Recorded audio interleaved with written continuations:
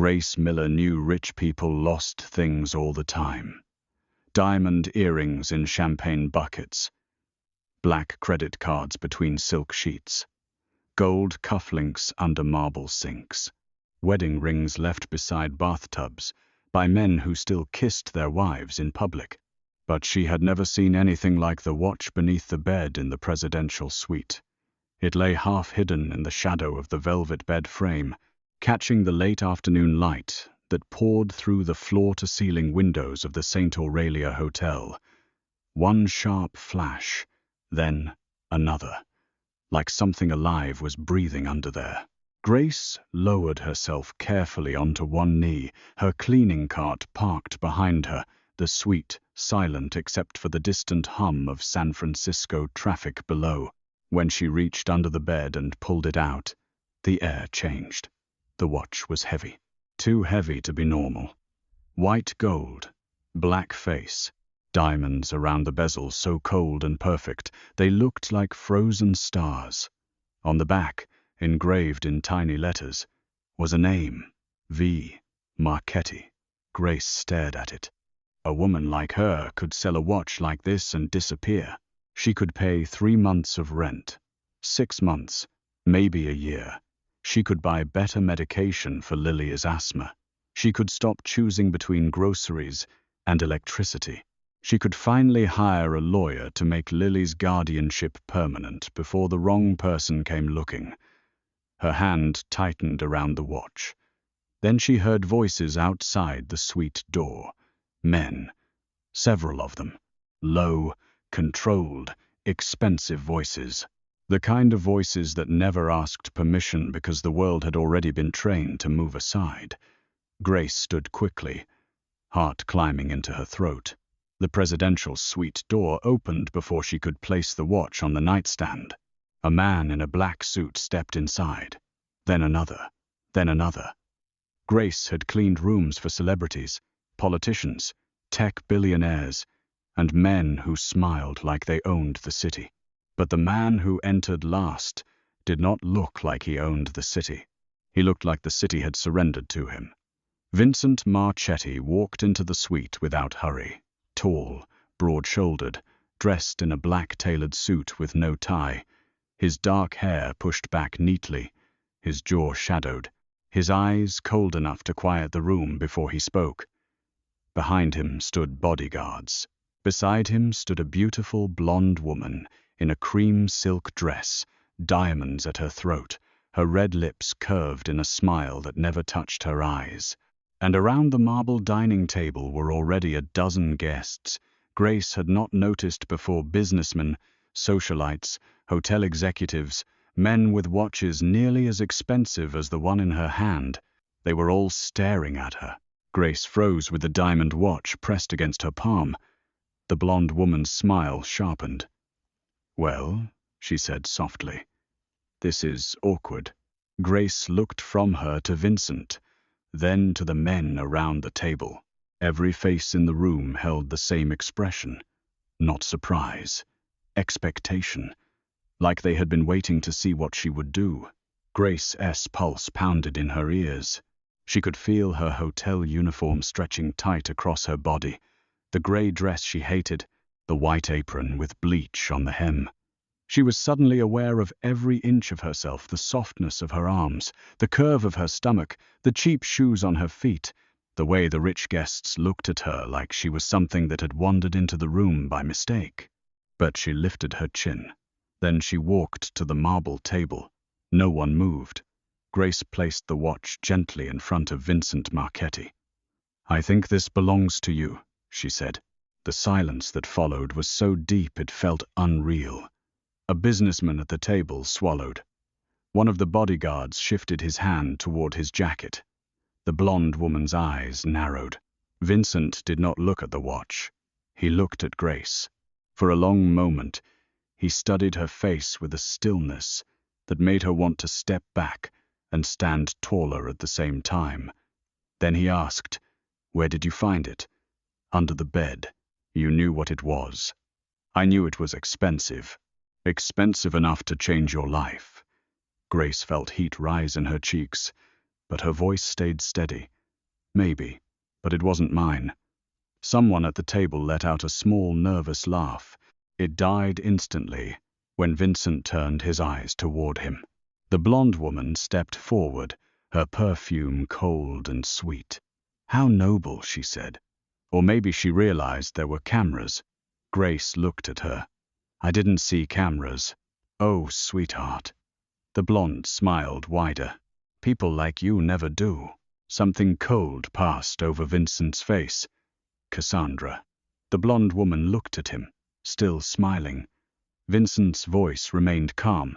"Apologize." The room stiffened. Cassandra blinked once, as if no man had ever spoken to her that way in public.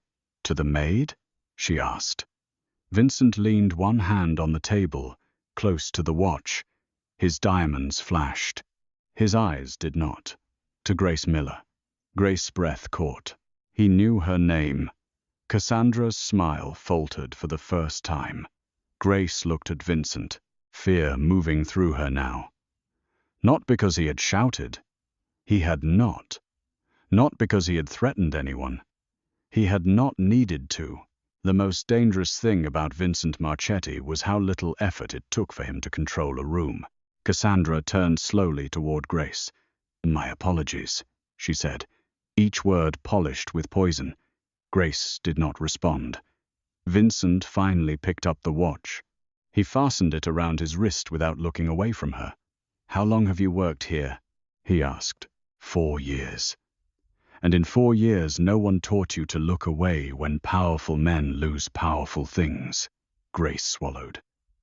"I was taught to clean the room and return what doesn't belong to me." A faint change touched his expression. Not a smile. Something more dangerous. Interest. Vincent stepped closer. Grace forced herself not to move. "Do you have any idea what you just walked into?" "No." "Good," he said quietly. "That may be the only reason Yuri's still alive." Grace's fingers went cold. Before she could answer, the suite doors opened again. 2 men dragged another man inside by the arms. His face was pale. His suit was wrinkled. Sweat shone at his temples. Grace recognized him. Mr. Harlan, one of the hotel's senior managers. He had once made her scrub a bathroom twice because a guest complained the maid was too visible. Now he looked like he was about to collapse. Vincent looked at him. "Tell her," he said. Harlan's eyes darted to Grace, then away. "It was a test," he whispered.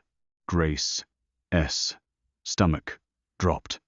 Vincent's voice remained flat. Louder. Harlan trembled. "The watch was placed in the suite this morning. Everyone in this room had access to it. Everyone was told something different. Everyone lied about whether they had seen it." Grace looked around the room. The businessmen would not meet her eyes. Cassandra stared at her like she wanted to erase her. Vincent looked down at the diamond watch on his wrist. "Everyone," he said, "except the woman paid the least to be here." Grace stepped back. "I don't want any part of this." Vincent's eyes lifted to hers. "You already have one." "No." Her voice shook now, but she did not lower it. "I returned your watch. That's all." Cassandra laughed softly.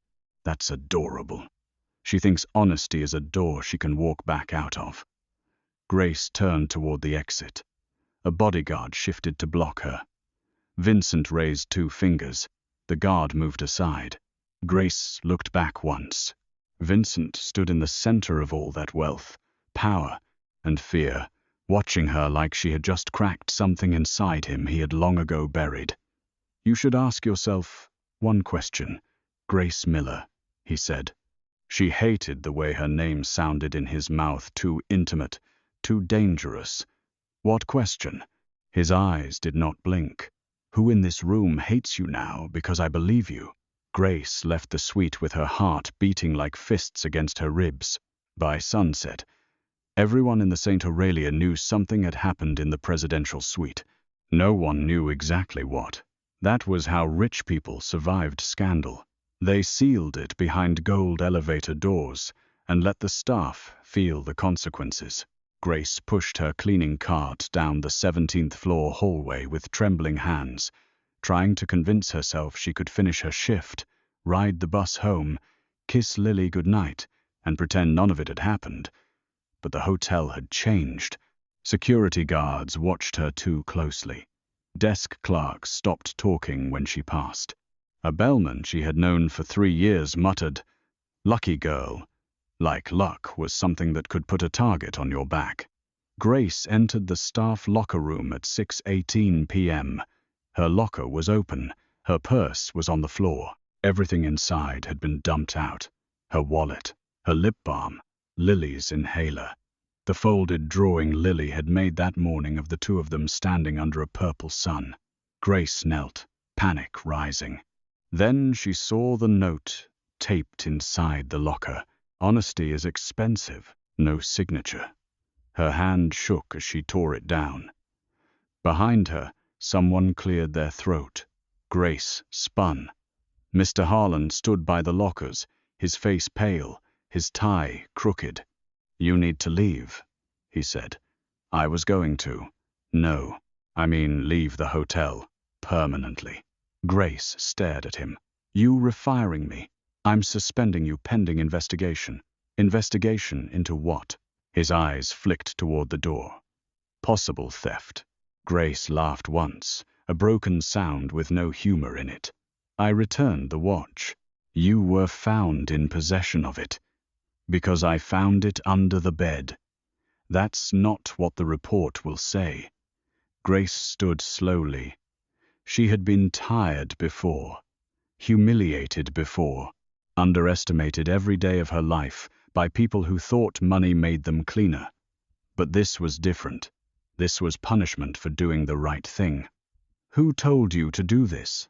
she asked. Harlan's mouth tightened. "You should have taken the money," he whispered. Grace's blood went cold. "What money?" He looked ashamed for half a second. Then the shame disappeared behind fear. "Go home, Grace." She grabbed her purse, shoved Lily's inhaler inside, and walked out through the service corridor, refusing to cry where security cameras could see her. Outside, San Francisco was wrapped in fog and gold evening light. Cable cars moved along wet tracks. Black sedans lined the curb in front of the hotel. Guests came and went beneath the glowing St. Aurelia sign, laughing, wrapped in wool coats and privilege. Grace stepped onto the sidewalk. A black SUV pulled up beside her. The rear window lowered. Vincent Marchetti sat inside. For a moment, neither of them spoke. The city noise seemed to fade around him. "You were fired," he said. Grace clutched her purse strap. "Congratulations. Your test worked." His gaze moved over her face, reading more than she wanted him to. "I did not order that." "No. You just created the room where it could happen." Something in his jaw tightened. The door opened from inside. "Get in." Grace laughed in disbelief. "Absolutely not. Someone searched your locker." She stopped breathing. Vincent watched her reaction. "You knew?" she whispered. "I know many things." "Then you knew someone threatened me?" "Yes." "And your solution is ordering me into your car?" His voice lowered. "My solution is keeping you alive long enough to understand why." Grace leaned closer to the open window, fear sharpening into anger.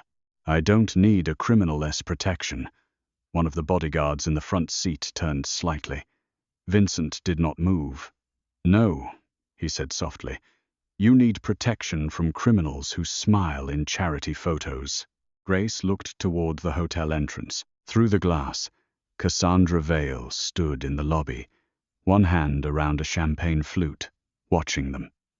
Her smile was perfect. Her eyes were murderous. Vincent followed Grace's gaze. "There she is," he murmured. "What does she want from me?" At first, Vincent looked back at Grace. "Nothing. You were invisible to her." Grace swallowed. "And now I looked at you in front of her. The words should not have affected her. They did." A quiet, unwanted heat moved through her chest. tangled with fear. Grace stepped back from the SUV. "I have someone waiting for me." Vincent's expression changed. Barely. But she saw it. "Someone." Grace's heart kicked hard. "My life is not your business. It became my business when my enemies noticed you." "You mean, when you noticed me?" His silence was answer enough. Grace turned away. "Stay away from me, Mr. Marchetti." She walked fast toward the bus stop, expecting him to order the car to follow. He did not. That scared her more. When Grace reached her apartment building in the outer Mission 2 hours later, Lily was asleep on the couch, with a blanket half off her legs and a stuffed rabbit tucked beneath her chin. Mrs. Alvarez from downstairs sat in the armchair knitting. "You look like you saw a ghost," the older woman said. Grace forced a smile. "Just a long shift." Mrs. Alvarez studied her, unconvinced, then stood. "Your baby ate soup. Used the inhaler once. No fever. Thank you." Grace paid her in cash she could barely spare. After Mrs. Alvarez left, Grace locked the door, slid the chain into place, and leaned against it. The apartment was small, too small. A cracked window in the kitchen, peeling paint near the radiator. Lilia's drawings taped along one wall like they could hold the place together. Grace walked to the couch and knelt beside the little girl. Lily was not Grace's daughter by blood. She was the daughter of Grace's younger sister, Hannah, who had died 2 years ago after calling Grace at midnight and whispering, "Don't trust anyone from the hotel." Grace had never understood what Hannah meant. Not fully. Hannah had worked private events at the St. Aurelia. She had fallen for a man with expensive shoes and no last name. Then she had gotten pregnant. Then she had gotten scared. 3 weeks after Lily was born, Hannah was gone. Officially, it was a car accident. Grace had never believed that. So she hid Lily from anyone connected to Hannah's past. She changed daycares twice. She took cash shifts. She avoided court because court meant paperwork, and paperwork meant names. Grace kissed Lily's forehead. "I'm here," she whispered. Lily stirred. "Auntie Grace. Sleep, baby. Did the castle people yell today?" Grace smiled sadly. Lily called the St. Aurelia the castle because Grace once described the chandeliers. No, Grace lied. Not today. A sound came from the hallway. Grace froze. 3 soft knocks. Not from Mrs. Alvarez, not from a neighbor. Too controlled. Grace stood, heart hammering. Another knock. Then a man's voice through the door. Grace Miller. She grabbed the kitchen knife from the counter. "Go away. I can't do that." She knew the voice. Not Vincent. One of his men. Grace moved Lily off the couch as quietly as possible and guided her toward the closet. "Hide, like we practiced." Lily's eyes widened. "Bad people. Just hide." The door handle turned. Grace's blood turned to ice. The chain snapped with one hard kick. 2 men entered. Not Vincent's bodyguards. These men wore dark jackets and gloves. One had a scar along his lip. The other held a gun low at his side. Grace lifted the knife. The scarred man smiled. "Where is the watch?" Grace's mind went blank. "I returned it." He stepped inside. "No, not all of it." The second man overturned the small table by the door. Lily's crayons scattered across the floor. Grace moved in front of the closet. "I don't have anything." The scarred man's eyes moved to the closet door. Grace raised the knife higher. "Don't." His smile widened. Then the window exploded. Glass burst inward. Grace screamed, covering her face. Men in black came through the fire escape with terrifying speed. One grabbed the scarred man and slammed him into the wall. Another disarmed the second attacker before he could lift his gun. The apartment filled with violence, silent and precise. Then Vincent Marchetti walked through the broken doorway. Rain clung to his black coat. His expression was calm, too calm. His eyes found Grace first, then the closet. Grace backed away from him. "You followed me," she whispered. "I protected you." "You followed me." His gaze hardened. "Yes." Behind her, the closet door creaked. Lily stepped out, clutching her rabbit, her eyes huge and terrified. Vincent went completely still. The scarred man on the floor laughed through bloodied teeth. "Well," he rasped, "there's the secret." Grace turned cold all over. Vincent looked at Lily, then at Grace. The emotion that crossed his face was not anger. It was calculation. Then something darker. Protectiveness before he had any right to feel it. Grace pointed the knife at him now. "Get out." Vincent's eyes returned to hers. "Grace, get out. There are more coming. Because of you." "Yes." The honesty stunned her. He did not defend himself, did not soften the truth, did not dress danger in pretty language. He stepped closer, stopping just out of reach of the knife. "You can hate me in the car. I'm not going anywhere with you." The scarred man laughed again. Vincent turned his head slightly. One of his bodyguards pressed the man harder into the floor. Vincent's voice lowered to something almost gentle. "They know about the child now." Grace's grip on the knife faltered. Lily began to cry silently. Vincent looked at the little girl. "What is her name?" Grace did not answer. He looked back at her. "I can protect both of you."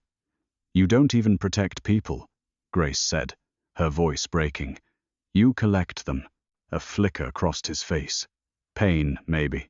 Gone too quickly to trust." "No," he said. "I collect enemies. There is a difference." Grace looked around her ruined apartment. Glass on the floor. Lily, trembling. Men with guns standing between her kitchen and the life she had tried so hard to keep ordinary. Her ordinary life was gone. Vincent had not destroyed it alone, but he had opened the door. Grace lowered the knife. "If you lie to me," she whispered, "if you use her, if you scare her, I don't care who you are. I will find a way to make you regret it." One of Vincent's men looked almost amused. Vincent did not. He stepped aside, making room for her to pass. "I believe you." That night, Grace Miller rode through San Francisco in the back of Vincent Marchetti's SUV with Lily asleep against her chest and the city blurring past in streaks of rain and neon. Vincent sat across from her, not beside her. That restraint made him more dangerous somehow. He kept his hands folded, his watch glittering on his wrist. Grace stared at it. "You said I didn't return all of it." Vincent glanced down. "The watch has a removable crown."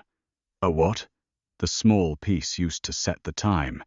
It contains an encrypted key. I didn't take it." "I know. You don't know anything about me." His eyes lifted. "I know you had one clear chance to take enough money to change your life, and you chose to walk into a room full of wolves instead." Grace looked away. "That doesn't make me special." "No," he said. "It makes you rare." The words settled between them, too intimate for the back of a car filled with armed men. Grace tightened her arms around Lily. "What's on the key?" Vincent's expression closed. "The name of the person who betrayed my mother." Grace went still. Vincent looked out the window. "When I was 23, my mother was killed in a bombing meant for me. For years, I believed a rival family ordered it. Last month, I learned someone inside my circle helped them. And the watch? My father used it to hide evidence before he died. He trusted jewelry more than people." Grace gave a humorless laugh. "Looks like that runs in the family." His mouth almost curved. "Almost. The test was supposed to expose greed," he said. "Not involve you." "But it did." "Yes. So, what happens now?" Vincent looked at Lily sleeping in her arms. "Now I find the missing crown before Cassandra Vale does." Grace's stomach sank. Cassandra. She has access to the hotel, my circle, and men who would betray their own blood for a seat at my table. She framed me. Yes, you knew that too. I suspected. Grace leaned forward, anger flaring. You suspected, and you let me walk out alone? His eyes sharpened. I let you choose. That's not noble. No, he said. It was a mistake. For the first time, Vincent Marchetti sounded like a man admitting something cost him. Grace hated that it moved her. The SUV turned through iron gates into a property hidden behind cypress trees and fog. A mansion rose above the hillside, all stone, glass, and shadow, overlooking the black water of the bay. Lily woke as they pulled up. "Is this a museum?" she whispered. Grace kissed her hair. "No, baby." Vincent stepped out first. Then he opened Grace's door himself. The rain fell softly between them. Grace looked at his hand extended toward her. She did not take it, he noticed. He lowered it without comment. Inside, the mansion was warm and silent. Marble floors, dark wood, art on the walls. Security cameras hidden in corners. Men who lowered their eyes when Vincent passed. A woman in a navy suit appeared. "Mr. Marchetti." "Prepare the east wing," Vincent said. "Child safe. No weapons visible. No staff without clearance." The woman glanced at Grace with curiosity, then nodded. Grace held Lily closer. Vincent turned to her. "You will stay here until I know who sent those men. I'm not your prisoner." "No." "Then I can leave?" "Yes." Grace stared at him. His eyes remained steady. "But if you leave tonight, they will follow. If you stay, they will have to come through me." The terrible thing was that she believed him. The east wing was larger than Grace's entire apartment building. Lily had a bed shaped like a little white boat, shelves of books, and a bathroom with gold fixtures she was afraid to touch. Grace stood in the doorway while Lily explored the room cautiously. "She needs her inhaler," Grace said. "It's already in the drawer beside the bed." Grace looked at Vincent. "How?" "My men collected what they could from your apartment. You went through my things. I preserved your life. There's always a prettier name for control with men like you." He stepped closer, not too close, but close enough for her to feel the warmth of him. "You should keep saying things like that." "Why?" "So I remember you were not afraid enough of me." Grace looked up at him. "I'm afraid of you." His eyes darkened, but not enough to become quiet. For a moment, the space between them tightened. Lily called from inside the room. "Auntie Grace, the soap smells like cookies." Grace looked away first. Vincent's voice softened, though not fully. "Sleep. Tomorrow will be worse." "That's supposed to comfort me?" "No," he said.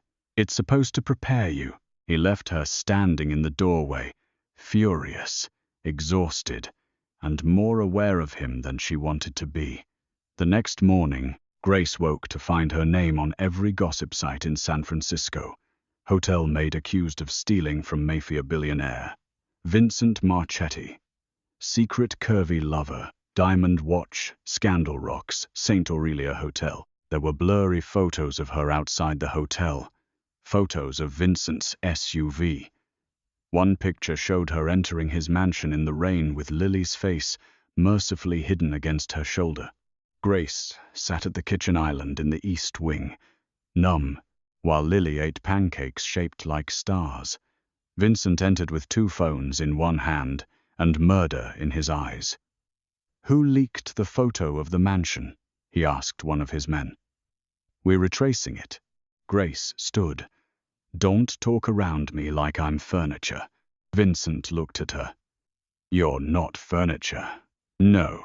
Apparently I'm your scandal." The man beside Vincent looked down. Vincent dismissed him with a flick of his fingers. When they were alone, except for Lily humming over her pancakes, Grace shoved the phone toward Vincent. "This is my face, my name, my job, my child almost showing in a tabloid. Fix it, I will." "How?" His silence made her stomach twist. Grace's eyes narrowed. "No, you don't know what I'm going to say. You have that look." What look? The look rich men get before they decide a woman's life is easier to manage if they rename it. Vincent stared at her for a beat. Then he said, Cassandra wants the world to think you a thief or my mistress. Either version makes you disposable. Grace crossed her arms. And your version? My version makes you untouchable. Which is? Vincent stepped closer. My fiancée. The word hit the room like thunder. Grace laughed. Lily looked up. What's a fiancé? No one, Grace said quickly. Vincent's gaze did not leave her. Grace lowered her voice. Have you lost your mind? Not recently. I am not pretending to be engaged to a mafia boss. Cassandra believes status is armor. If I give you mine, she has to attack carefully. You mean use me as bait? Yes. Again, that brutal honesty. Grace hated how much she preferred it to charming lies. No. Vincent nodded once. Then I'll find another way. That surprised her. He turned to leave. Grace looked at Lily, then the tabloid photo on her phone, then Vincent's back. What happens if I say yes? He stopped. You appear with me tonight at the St. Aurelia charity gala. You wear my ring. You say very little. You stay close. Close how? He turned around. His eyes moved over her face, not her body, and somehow that felt more exposing. Close enough that no one doubts I would burn the city before letting them touch you. Grace's throat went dry. And after? After I find out who panics. That's your plan? That's the elegant version. Grace looked toward Lily. Vincent followed her gaze. She stays here. Protected. Happy. Away from cameras. Grace whispered. I hate you for making that sound reasonable. No, he said quietly. You hate me. Because part of you knows I can protect what you love better than you can alone. Grace turned on him. Don't confuse money with love. His face changed. For 1 second, he looked almost wounded. Then the cold mask returned. I never have. The charity gala at the St. Aurelia looked like heaven built by sinners. Crystal chandeliers poured light over marble floors. Golden flowers climbed white columns. San Francisco's elite drifted through the ballroom in silk and black tuxedos, pretending not to stare as Vincent Marchetti entered with Grace Miller on his arm. Grace wore a deep emerald gown chosen by Vincent's stylist and approved only after Grace demanded sleeves, comfort, and the ability to breathe. The fabric hugged her curves instead of hiding them. Her hair was pinned softly at the back of her neck. Around her finger was a black diamond ring so large it felt unreal. Vincent had given it to her in the car. It's too much, she had said. It's supposed to be. Does it mean anything? He had looked at her hand longer than necessary. Not yet. Now, in the ballroom, every conversation died as they passed. Grace could feel judgment moving over her body. Too big, too ordinary, too visible, too close to him. Vincent placed his hand lightly at her lower back, not possessive enough to trap her, just enough to tell the room she was under his protection. Cassandra stood near the champagne tower in silver silk, beautiful and furious. Beside her was a man Grace did not know, older, sharp-faced, expensive. His smile made her skin crawl. Vincent leaned close to Grace's ear. Dominic Calder, he murmured. Rival family. Grace kept her face calm. He looks like he collects secrets. He does. And Cassandra. She collects men who mistake beauty for loyalty. Grace glanced at him. That sounded personal. His eyes remained forward. It almost was. Cassandra approached with a smile sharp enough to cut glass. Vincent, she said, you do enjoy humiliating your friends. Vincent looked at her. If you feel humiliated, Cassandra, perhaps you were standing in the wrong place. Her gaze slid to Grace. And this must be your honest little maid. Grace felt Vincent's hand still at her back. She spoke before he could. This must be the woman who needed 12 rich people and a hidden camera to learn what honesty looks like. The air around them froze. Cassandra's smile vanished. Vincent turned his head slowly toward Grace. For a terrifying moment, Grace thought she had gone too far. Then she saw it, the faintest spark in his eyes. Fascination. Dominic Calder chuckled. Careful, Miss Miller. Men like Vincent admire courage until it becomes inconvenient. Grace looked at him. Then I guess we'll both find out how inconvenient I can be. Vincent's fingers flexed once against her back. Cassandra lifted her champagne. Enjoy the fantasy while it lasts. Women like you don't survive long in rooms like this. Vincent reached out and took the champagne glass from her hand. Cassandra blinked. He placed it on a passing waiter's tray without looking away from her. Then it's fortunate she's not here alone. The first gunshot came 27 minutes later. It shattered the glass wall behind the auction stage. People screamed. The ballroom erupted. Vincent moved before Grace understood what had happened.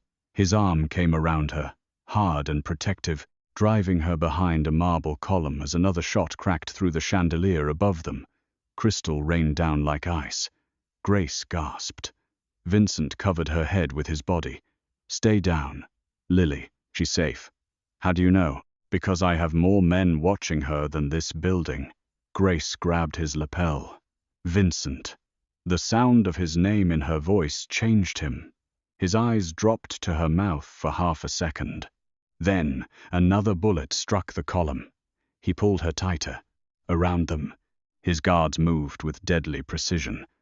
Guests crawled beneath tables. Cassandra was gone. Dominic Calder was gone too. Grace looked across the ballroom and saw something glittering near the shattered stage. A tiny piece of metal. The missing crown. The shooter had not come to kill randomly. He had come for the watch. Grace moved before she thought. Vincent caught her wrist. No. There. She pointed. His eyes followed. For the first time since she had met him, Vincent Marchetti looked truly alarmed. Grace, don't move. But the marble floor between them and the stage was suddenly empty. His men were focused on the balcony. The tiny crown lay beneath a fallen white rose, inches from a waiter's dead phone. Grace broke free and ran. Grace. She heard him behind her, rage and fear tearing through his voice. Another shot rang out. Pain sliced across her arm. She stumbled, but kept moving, dropped to her knees, and closed her hand around the crown. Vincent reached her a second later, shielding her with his body as his men returned fire toward the balcony. His hand closed over hers. His face was inches away. What the hell were you thinking? Grace breathed hard. That, you needed this. His eyes burned. I need you alive more. The words hit harder than the bullet graze. For one suspended second, amid screams and broken glass, neither of them moved. Then Vincent lifted her into his arms. Grace clutched the crown against his chest. The cameras caught everything. By morning, the entire country had seen Vincent Marchetti carrying the plus-size hotel. Ting ting, tar, time, time, ten, time, dine, while blood ran down her arm and his black suit was dusted with shattered crystal. The scandal exploded. Some called her brave. Some called her a gold digger. Some called her proof that Vincent had finally found a weakness. Grace did not care. She sat in Vincent's mansion while a private doctor bandaged her arm, and Lily cried into her lap. I'm okay, Grace whispered, kissing her hair. You promised no bad people, Lily sobbed. Grace looked across the room at Vincent. He stood near the window, one hand curled into a fist, watching the fog roll over the bay. He had not spoken since they returned. The doctor left. Lily fell asleep beside Grace on the sofa, worn out from crying. Only then did Vincent turn. You disobeyed me. Grace blinked. That's what you were leading with. You ran into open fire for your missing watch piece, for a key that means nothing if you die holding it. Grace stood carefully, keeping her wounded arm close. You don't get to be angry at me for surviving your world. His eyes flashed. I'm angry because you think your life is worth less than mine. Grace went still. Vincent stepped closer. You saw something I needed, and you ran toward danger like you were born believing your body was the acceptable sacrifice. That's not. It is. His voice lowered. I know that look. I've seen it in soldiers, mothers, men who owe too much money. I saw it in my mother before she walked into a car that exploded 30 seconds later. Grace's anger softened despite herself. Vincent looked away. She knew something was wrong. She went anyway because my father was inside. Grace whispered, I'm sorry. I don't want your pity. It's not pity. His eyes returned to hers. What is it? Grace did not answer. The silence between them deepened. He reached toward her wounded arm, then stopped before touching her. That restraint again. That almost. That terrible almost.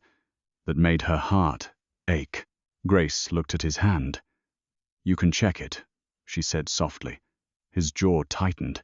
Slowly, Vincent touched the edge of the bandage, his fingers warm, careful, almost reverent. No man had touched Grace like that in years. Like she was not too much. Not invisible. Not a problem to solve. Like she was something fragile and powerful at the same time. His thumb brushed her wrist. Grace forgot to breathe. Vincent's eyes lifted to hers. For one dangerous second, she thought he might kiss her. Then Lily stirred on the sofa. Vincent stepped back instantly. Grace looked away, shaken. He reached into his pocket and placed the watch crown on the table. You found what all of them were willing to kill for. Grace looked at it. Then use it. I did.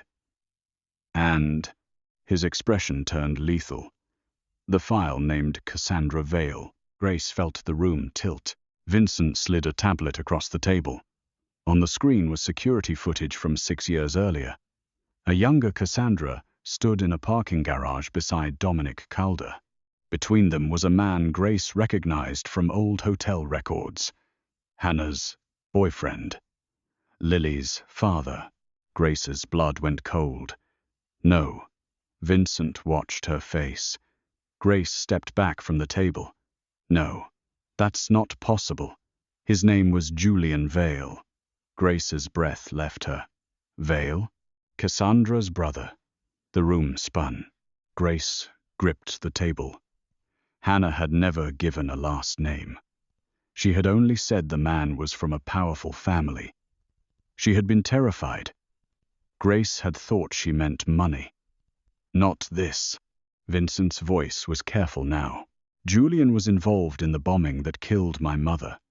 Later, he tried to leave Cassandra's arrangement with Calder. Your sister found evidence at the hotel. Grace covered her mouth. She called me that night. Vincent's eyes darkened. Hannah was killed because of what she knew. Grace shook her head, tears blurring everything. And Lily, Julian's daughter. No, Grace, no. Her voice broke. She is not theirs. She is Hannah S. She is mine. Vincent stepped closer. I know. You don't get to say that like it fixes anything. It doesn't. Grace looked toward Lily, sleeping peacefully, unaware that her bloodline had just become a weapon. Cassandra was Lily's aunt. Aunt by blood, enemy by choice. Grace turned back to Vincent. Did you know this before? No. Don't lie to me. His eyes held hers. I suspected the Vale family had a connection to your sister after your apartment was attacked. I confirmed it tonight. Grace's heart cracked under the weight of it. So I was never random. At the beginning, yes. But now you are the center of a war.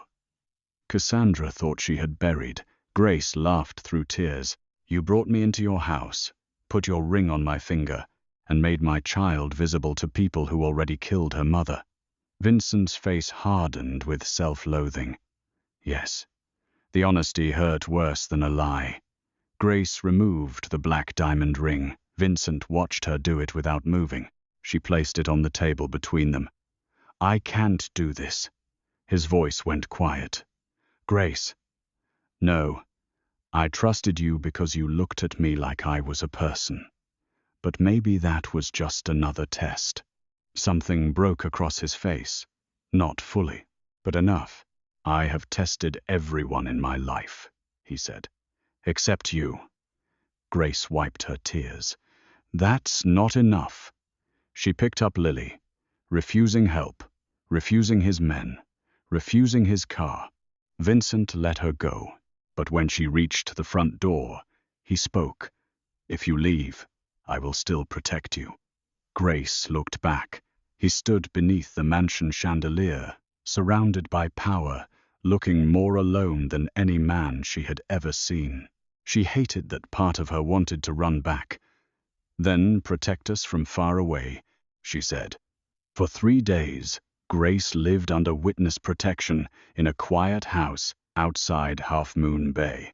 Not official witness protection, Vincent's version. No phones, no internet, no contact except a woman named Elena who brought groceries and Lily as medication. The house sat above a stormy coastline, surrounded by cypress trees and cold fog. Lily liked it. She called it the Cloud House. Grace hated every second, not because of the isolation, because Vincent was not there. She told herself that was good, safe, necessary. Then, on the 4th evening, Lily disappeared. Grace had been making soup in the kitchen when the back door alarm chirped. One soft sound, then silence. She ran outside, shouting Lily's name into the fog. A pink stuffed rabbit lay in the wet grass. Grace picked it up and screamed. 15 minutes later, Vincent arrived by helicopter. He stepped out into the storm without a coat, his face carved from fury. Grace ran at him and struck his chest with both hands. "You promised." He took the blows. "You promised she was safe." "I know. You said they would have to come through you." His men spread across the property. Vincent caught her wrists gently, stopping her only when she began to shake too hard to stand. "Grace, look at me." "No, look at me." She did. His eyes were not cold now. They were burning. "I will bring her back. If you don't." "I know." "No, you don't." Her voice shattered. "She is my whole life." Vincent leaned closer. "And you are becoming mine." The words stopped her. Rain slid down his face. He looked almost angry at himself for saying them. "I don't want that," Grace whispered. "I know. I don't want to matter to someone like you. I know. I don't want to need you." His voice dropped. "But you do." Grace broke then. Not prettily, not softly. She folded forward, and Vincent caught her. For the first time, he held her. Not like a possession, like he was terrified she might disappear too. His arms closed around her, firm and careful. Grace pressed her face against his soaked shirt and cried until there was nothing elegant left in either of them. Then his phone rang. Vincent answered without releasing her. A woman's voice came through the speaker. "Cassandra." "Hello, Vincent." His entire body went still. Grace lifted her head. Cassandra laughed softly. "Before you threaten me, the child is alive. She's frightened, but alive." Grace reached for the phone. Vincent held it where she could hear. "What do you want?" he asked. "The watch, the key, the original files." "And Grace." Vincent's voice turned deadly quiet. "No." "Oh, don't be romantic. It doesn't suit you. Bring her to the old ferry terminal at midnight. Come alone, or the little girl learns what happened to her mother." Grace made a sound like an animal wounded in the dark. Vincent's hand tightened around the phone. Cassandra continued. "And Grace? If you were listening, Ask him why his father paid Hannah Miller the week before she died. The line went dead. Grace stepped away from Vincent. What does that mean? His silence answered too much. Grace's face changed. Vincent, he looked at her, and for the first time since she had met him, he looked afraid of her. My father paid informants, he said. No. I don't know if Hannah was one. No. Grace. She was a waitress. She was scared. She was alone. She may have been trying to sell evidence for protection. Grace slapped him. The sound cracked through the rain. His men froze. Vincent did not move. Grace's hand stung. Her voice shook with rage. You don't get to turn my dead sister into one of your dirty little files. His cheek reddened slowly. He looked at her with something raw in his eyes. You're right. That made it worse. Grace backed away. I'm going with you. No. She asked for me, and I said no. Grace stepped close, furious. Lily is my child. She is bait. She is my child. Vincent's control snapped just enough for his voice to break. And, if I lose you both, the words landed between them. His chest rose and fell once. Then he looked away, as if revealing that fear had cost him more than any wound. Grace's anger did not vanish, but something inside it trembled. You don't get to decide my courage for me, she said. Vincent looked back at her. No, he said, but I can stand between it and a bullet. At midnight, the old ferry terminal near the foggy harbor looked abandoned from the outside. Inside, it was lit with candles, hundreds of them. Their flames trembled against cracked tile walls and rusted beams. Rain hammered the roof. The bay slapped black water against the pilings below. Grace walked in wearing a dark coat over the same emerald gown from the gala because Cassandra had requested she arrive looking properly stolen. Vincent walked beside her in black, no visible weapon, the diamond watch on his wrist. His men were nowhere to be seen. That did not mean they were not there. Grace had learned that about him.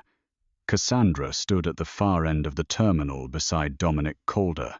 Lily sat in a chair between them, crying but alive. Grace nearly ran. Vincent caught her hand. Wait. Grace hated him for being right. Cassandra smiled. How touching. The maid and the monster. Grace stared at Lily. I'm here, baby. Lily sobbed. Auntie Grace. Dominic Calder stepped forward. The watch. Vincent removed it slowly. Cassandra's eyes shone. And the girl. Vincent's hand stilled. Grace looked at him. No, he said. Cassandra sighed. You always were stubborn. She turned to Grace. Did he tell you everything? Did he tell you his father paid Hannah? Did he tell you Hannah planned to run with Julian and sell the evidence to the highest bidder? Grace's eyes burned. You're lying. Cassandra smiled. I lie beautifully, but not tonight. Dominic tossed a folder onto the wet floor. Photos spilled out. Hannah, Julian, a hotel hallway, a baby blanket Grace recognized. Grace could not breathe. Cassandra's voice softened cruelly. Your sister was not innocent. She wanted money. She wanted out. She wanted to take the child and disappear. Grace stared at the photos. Then Lily cried again, and the world became simple. Grace lifted her eyes. Maybe she did? Cassandra blinked. Grace stepped forward. Maybe she was scared. Maybe she made mistakes. Maybe she trusted the wrong man. Maybe she tried to survive in a world built by people like you. Her voice strengthened. But she loved her daughter, and that makes her better than every person in this room who thinks blood is ownership. Vincent looked at Grace like he was seeing her for the first time all over again. Cassandra's smile faded. You really do believe goodness matters? Grace looked at her. No. I believe choices matter. Then she reached for Vincent's wrist, unfastened the diamond watch, and held it out. "Here." Vincent's eyes cut to her. Grace did not look at him. Cassandra laughed softly. "Smart girl." Grace walked forward with the watch. Every step felt like betrayal. Vincent stood behind her, silent. Dominic aimed his gun at him. Grace reached Cassandra and placed the watch in her hand, just like she had placed it on the marble table in the presidential suite. "I think this belongs to you," Grace said. Cassandra smiled. Then her smile vanished. A tiny red light blinked inside the watch face. Vincent's voice came from behind Grace. "No," he said coldly. "It belongs to whoever tells the truth while wearing it." Cassandra looked down too late. The watch had been recording, broadcasting, everything, to every screen at the St. Aurelia Gala upstairs, where San Francisco's wealthiest families had gathered for Cassandra's emergency press conference. To Vincent's men, to federal agents waiting outside, to the rival families who now knew Cassandra had betrayed them too. Dominic cursed and raised his gun. Vincent moved. The terminal exploded into chaos. Grace threw herself toward Lily. A shot cracked. Vincent slammed into Dominic, driving him into a column. Cassandra screamed. Glass shattered overhead. Men emerged from the shadows. Vincent's men, Calder's men, agents in dark jackets. Grace cut Lily's restraints with a shard of broken glass, hands shaking. "I've got you, baby. I've got you." Lily clung to her. Across the terminal, Cassandra grabbed a gun from the floor. She aimed at Grace. Vincent saw it. He crossed the distance like a nightmare. The shot fired. Vincent's body jerked. Grace screamed his name. He did not fall. He reached Cassandra and knocked the gun from her hand, then seized her by the throat and slammed her against the wall hard enough to extinguish the candles beside her. For a moment, Grace saw exactly what he was. Not the controlled man in the suit. Not the cold protector. The monster every room feared. Cassandra gasped, clawing at his wrist. Vincent's face was empty. "Vincent!" Grace shouted. He froze. His eyes shifted to her. Grace stood with Lily in her arms, tears on her face. Don't become her ending. The terminal fell into a strange silence around them. Vincent looked back at Cassandra. His hand tightened once. Then he released her. She collapsed, coughing, as federal agents swarmed in. Vincent turned toward Grace. Blood spread dark across his side. He took one step, then another. Then his knees hit the wet floor. Grace ran to him with Lily still clinging to her. "Vincent!" He looked up at her, breathing hard. His hand found Lily's head first, gentle, checking she was real. Then his eyes found Grace. "You're alive," he whispered. Grace pressed her hand against his wound. "So are you. Stay that way." His mouth curved faintly. That sounded like an order. "It is." He reached up, his fingers brushing her cheek. This time, he did not stop himself. Grace leaned into his touch, crying. Around them, sirens wailed. Rain poured through the broken roof. Candles flickered in pools of water and blood. Vincent Marchetti, the most feared man in San Francisco, looked at Grace Miller like the whole war had been worth surviving, only because she was still there. 3 weeks later, Grace returned to the St. Aurelia Hotel. Not as a maid, not as a scandal, not as Vincent Marchetti's fake fiancée. She walked through the lobby in a cream coat, Lily holding one hand, Vincent holding the other. Every employee stopped. Mr. Harlan stood near the front desk, pale and sweating. Cassandra Vale was in federal custody. Dominic Calder was dead. The Vale family's empire had collapsed in public. The St. Aurelia had been sold in a closed deal no one saw coming. To Vincent Marchetti, Grace looked up at him when they reached the center of the lobby. "You bought the hotel?" "Yes." "Because of me?" His face remained calm. "Because it was rotten." "Vincent." He looked down at her. And because of you, Grace tried not to smile. You can't buy every building that mistreats me. I disagree. Lily giggled. Grace shook her head, but her heart warmed despite herself. Vincent had changed in ways most people would never notice. He was still feared, still dangerous, still a man who could silence a room by entering it. But with Lily, he knelt to listen. With Grace, he asked before touching.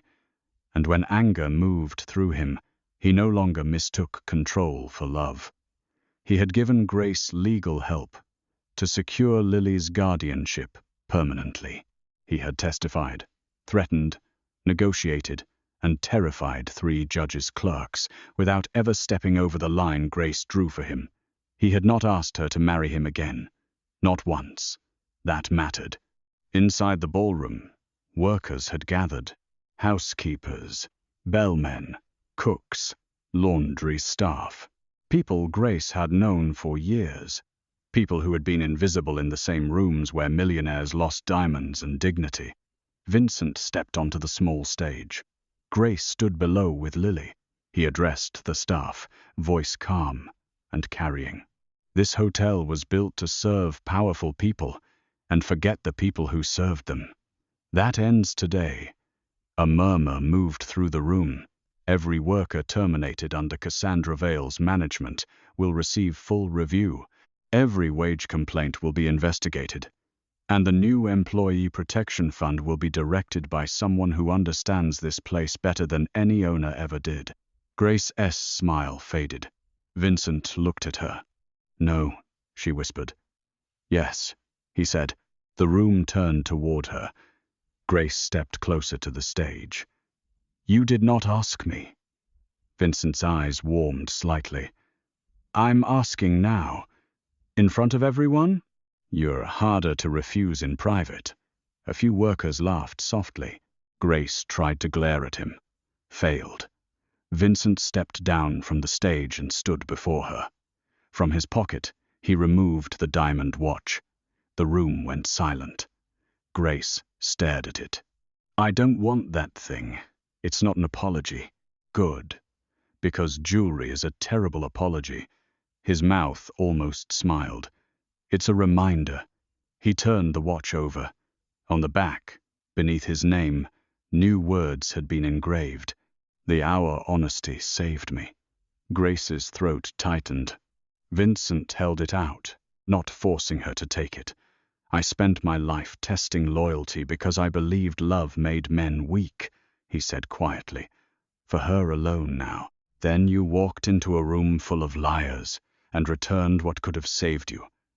You did not make me weak, Grace. His voice lowered. You made me afraid of becoming a man unworthy of being trusted by you. Grace blinked back tears. Lily tugged Vincent's sleeve. Are you asking Auntie Grace to be your fiancée again? The room held its breath. Vincent looked at Lily solemnly. No. Grace's heart dipped. Then he looked back at her. I'm asking her to let me earn the right to ask one day. Grace stared at him, this dangerous, impossible man, this mafia boss, who had dragged chaos into her life, then stood between her and every bullet that followed. This man who had learned, slowly and painfully, that devotion was not possession. Grace took the watch, not because it was worth millions, because his hand shook when she did. Just slightly. But she saw it. She fastened it around his wrist herself. It belongs to you, she said softly. Vincent looked at her. Grace stepped closer. But your time doesn't. His eyes darkened with emotion. No, no. She placed her hand over the watch. That you will have to share. For the first time since she had known him, Vincent Marchetti smiled fully. Not for the room, not for power, for her. Later that evening, after the speeches ended and the hotel staff celebrated with champagne, Vincent pretended not to hate. Grace found herself on the rooftop terrace overlooking San Francisco. Fog rolled over the bay. The Golden Gate Bridge glowed red in the distance. Below them, the city shimmered with restless lights. Vincent stood beside her, close but not touching. Lily slept downstairs in a suite guarded by two men she had named Mr. Tall and Mr. Serious. Grace leaned against the railing. "I used to clean rooms like this and wonder what it felt like to belong somewhere beautiful." Vincent looked at her. "And now?" Grace breathed in the cold ocean air. "Now I think beautiful places don't mean much unless someone sees you in them." Vincent's gaze softened. "I saw you the moment you put that watch on the table." "No," Grace said. "You noticed me then." She turned to face him. "You started seeing me when you let me say no." The words struck him quietly.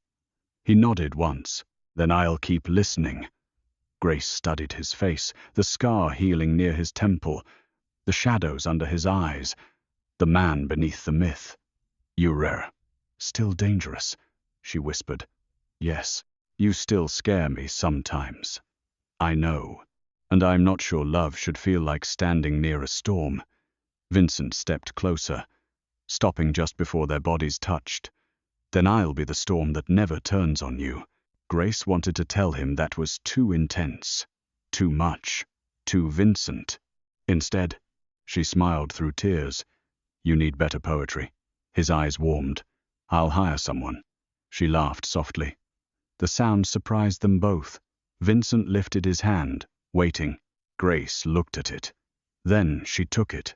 His fingers closed around hers with controlled reverence, as if he still could not believe she had chosen to touch him freely. Grace stepped closer.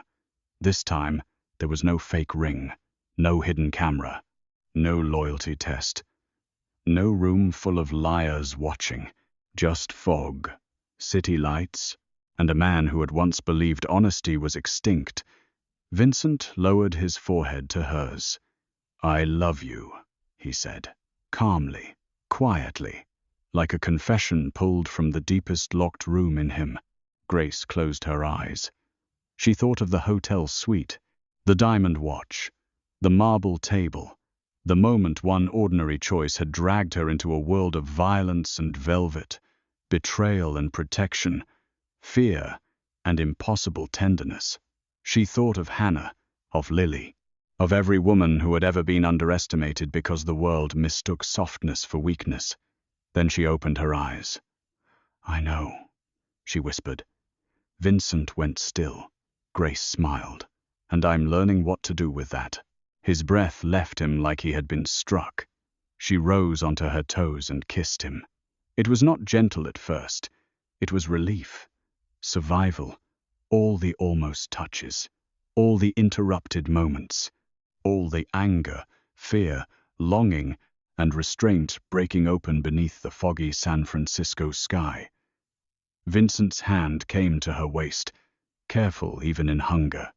Grace held his face between her palms, feeling the dangerous man tremble beneath her touch. And far below, in the ballroom of the hotel where she had once been invisible, the chandeliers burned bright above people who finally knew her name. Not because she had stolen a diamond watch, because she had returned it. And in doing so, she had stolen the heart of the most feared man in the city. The next morning, when Vincent Marchetti entered a private meeting with the remaining families of San Francisco, he wore the diamond watch on his wrist. Everyone noticed the new engraving. No one dared comment. But when Grace Miller walked in 5 minutes later, carrying a folder of worker protection contracts and wearing no ring at all, every man at the table stood. Vincent did not tell them to. They simply understood. The woman beside him was not decoration, not weakness, not a temporary obsession. She was the only person who had ever walked into his darkness, told the truth, and survived long enough to teach him what loyalty really meant. Grace placed the contracts on the table. Vincent looked at her. She looked back. And for the first time in his life, the Mafia Boss did not feel powerful because everyone feared him. He felt powerful because one honest woman had chosen to stay.